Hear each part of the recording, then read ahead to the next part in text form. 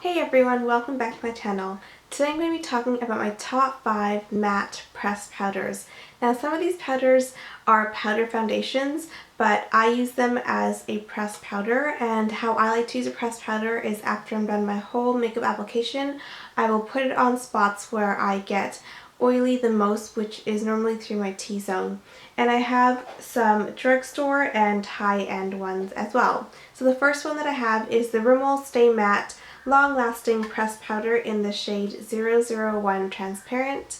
And I find with this one, if you apply too much, it can look pretty light because the color is really light, but if you just apply it with a big fluffy brush really loosely and with a soft hand throughout the face, it works for any skin tone, and it helps to keep any oiliness at bay, which is great.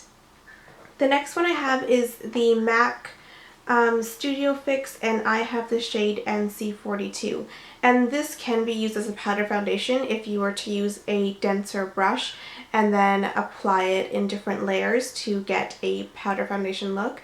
But I use a pressed powder with a large fluffy brush and apply it on my face wherever I get oily most.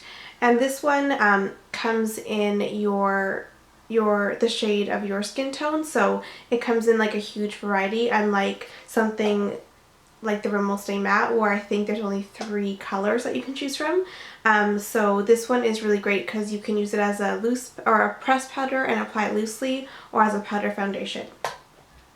The next one I have is the Makeup Forever Duo Matte powder foundation, and I'm in the shade 209. I believe they're discontinuing these, but they have their new powders which come in a larger range. I think there's only like 10 or 11 of the duo matte powders, but I think there's like 20 or 30 of the new powders. I haven't tried the new powders, but I do use this one, and this one is really great. I find that this is comparable to the MAC Studio Fix. However, I find that the Studio Fix, because it is more of a powder foundation, even though this technically is a powder foundation, this one you can definitely apply more layers, where this one I find has a more natural look to it, and it doesn't go to a complete matte finish. It's more of a semi-matte finish, so if you like more of a natural but oil control finish, the Duo Matte is a really great one. Moving on, I have the Clarins Ever Matte Powder, and this is the Shine Control Mineral Powder Compact in the shade 03 Transparent Warm. And again, these don't come in a huge shade range. I believe 03 is the darkest one, but you can see it's got like a mosaic of different colors. So it's got 2 lighter ones and then the darker one right in the middle. This one is definitely more used as a pressed powder instead of powder foundation.